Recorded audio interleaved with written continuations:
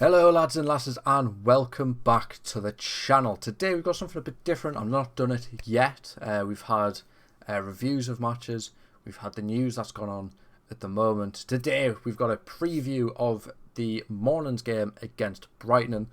It's the final summer series game that we've got. So we're going to have to make it count. Before we get into this video, if you do find yourself here often, or if you're enjoying what you're seeing currently, make sure to go hit that subscribe button, hit that like button, turn those subscription notifications on so you can be notified when I upload videos. Let's get into this. So how do I think we're going to line up for this final summer series friendly game? Well, this is how. I reckon we start Karius in goal. We started Dubravka in the last game. I don't think we should overstress Pope. We should give him that rest. Give Karius this game. I think Karius has deserved to be second choice keeper from what we've seen so far this pre-season. I think he played well in the Carabao Cup game that he had to play in as well. So I reckon we give him the start. It's a back four, of course. Please don't play the back three.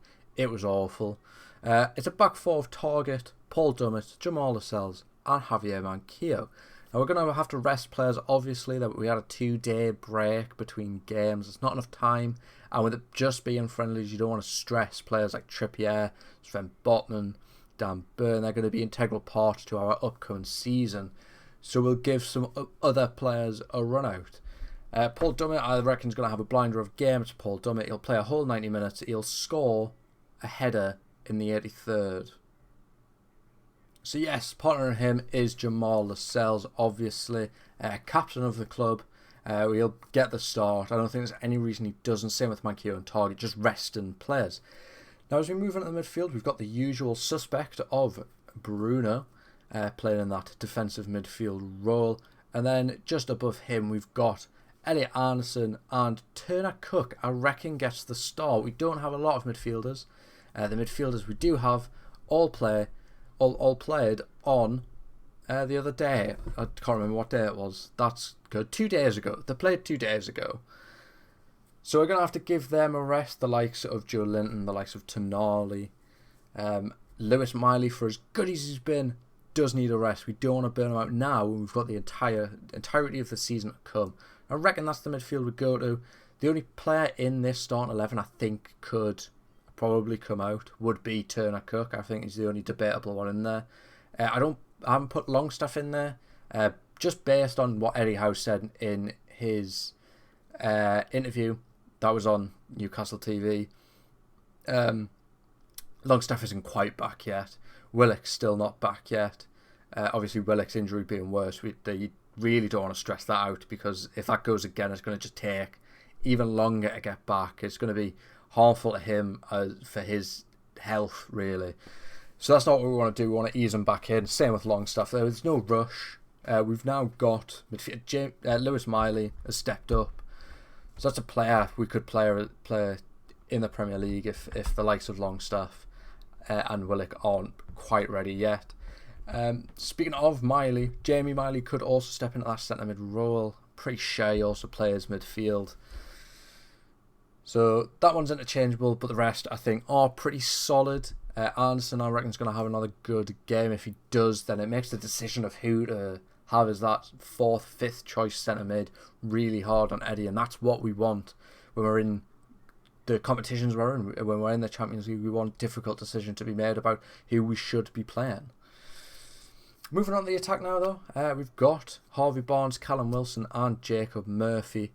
I think it's going to be interesting to see how Harvey Barnes plays in this game. He's not quite Anthony Gordon. He doesn't play like Isaac or Almiron, because they're all quite dribbling wingers. Barnes, however, is more of a give and go. So it'll be cool to see how he kind of links up with the rest of the midfield. Bruno, before the World Cup break with Almiron, linked up quite well in those quick 1-2s, whether it was over the top, if it was played along the floor. I think we could see something similar between Bruno and Barnes. The BBs. That was unnecessary. I think Wilson as well, he plays very different to Isaac. Isaac likes to sort of drift out to the wing. He can drift out the wing. He has that ability to dribble. Wilson's not quite like that. So we have a lot of players who are actually quite different in how they play. It'll be interesting to see how we play in this game and then how we play at the start of the Premier League, who we put in there, how they all play together. It's going to be a good test, and a good test against Brighton as well, who have a very good midfield. Now they rested, well, not necessarily rested, but on the bench they had Caicedo and De Hood for that game against Brentford, which was also played the other day. So we're going to have our midfield three going up, probably their midfield three, probably consistent of those two players. I wouldn't see why not.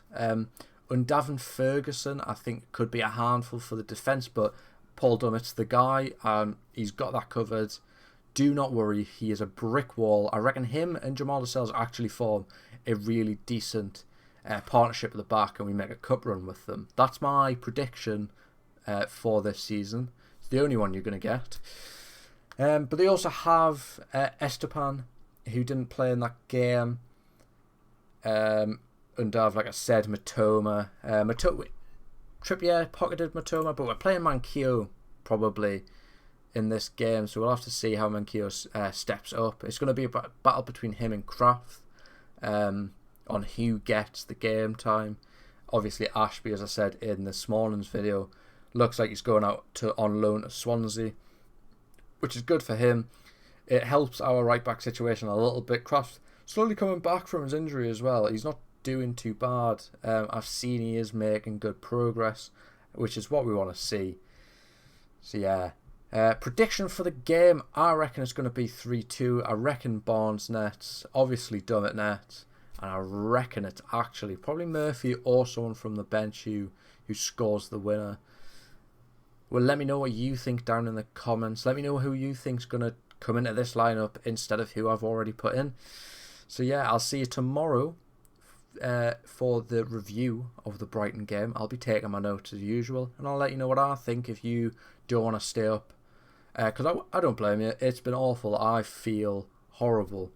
My eyes they've not felt good since that first game. But we live and we learn, and we get back to sleep soon.